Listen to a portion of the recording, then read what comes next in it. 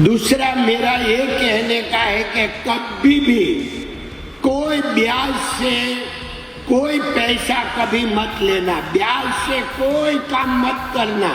कदाच पूरा 3 टाइम खाना नहीं मिले तो हम 1 टाइम खाना खाएंगे, मगर हम कभी भी ब्याज में लोन नहीं लेंगे। નમસ્કાર।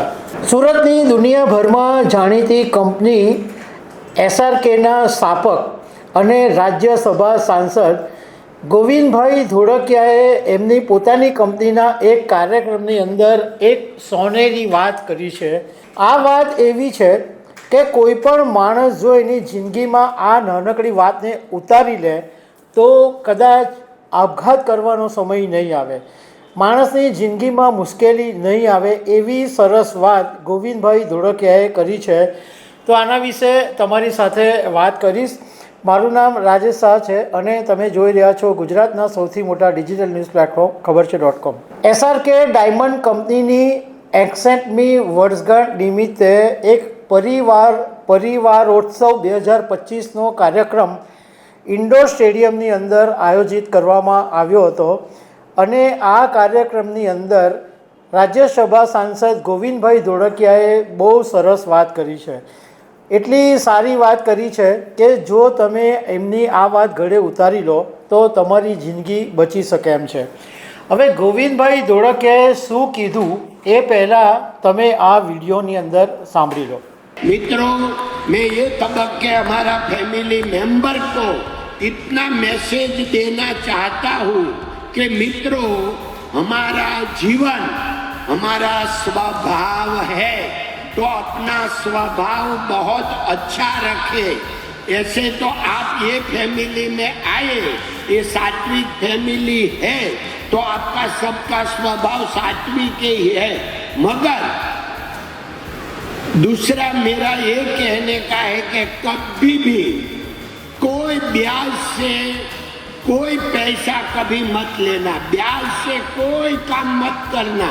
कदाच पूरा 3 टाइम खाना नहीं मिले तो हम 1 टाइम खाना खाएंगे, मगर हम कभी भी ब्याज में लोन नहीं लेंगे।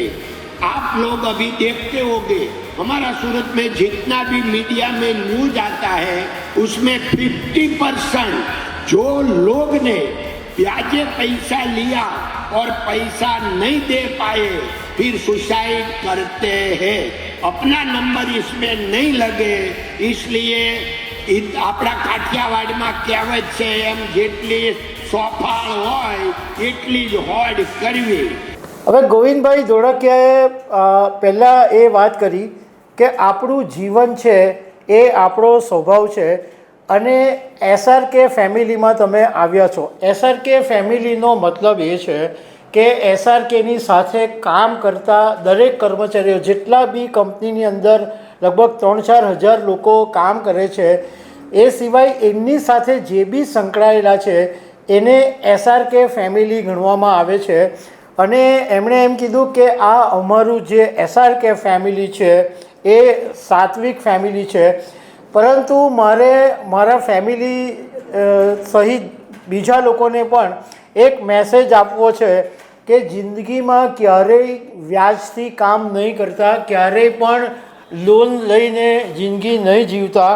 ભલે 3 ટાઈમ ખાવાનું નહીં મળે, 1 ટાઈમ ખાઈને પણ જિંદગી ચલાવી લેજો, પરંતુ ક્યારેય પણ વ્યાજે પૈસા લેવાનું વિચારતા નહીં।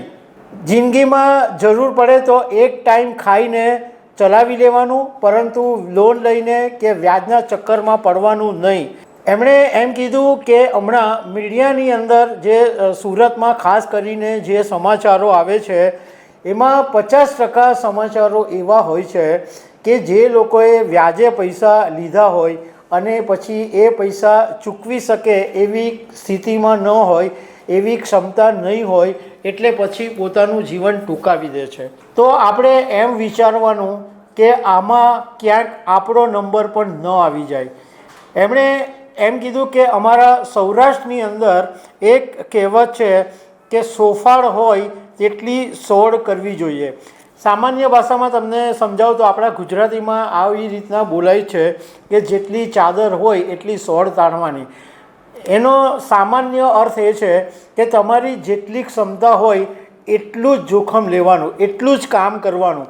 વધારે પડતું તમારી ક્ષમતા બહારનું કામ કરશો તો પછી કોઈ દિવસ મુશ્કેલીમાં મુકાઈ જવાનો સમય આવે. ગોવિંદભાઈ ધોળકિયાએ એવા સમયે વાત કરી છે કે છેલ્લા 2.5 વર્ષથી ડાયમંડ ઉદ્યોગની અંદર મંદીને કારણે અનેક રત્ન કલાકારોએ જીવન ટૂંકાવ્યા હોવાના મીડિયાની અંદર અહેવાલો આવી રહ્યા છે.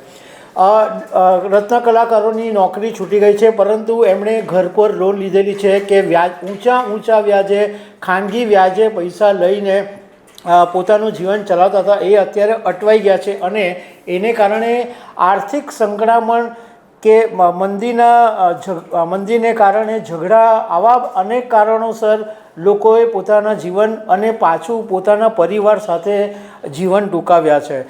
તો ગોવિંદભાઈની આ એક નાનકડી વાત સમજવા જેવી છે કે ભાઈ તમને ઓછું ખાશો તો પોસાશે, પરંતુ તમારી કેપેસિટી નહીં હોય તો મહેરબાની કરીને વ્યાજે પૈસા લેતા નહીં અને બહુ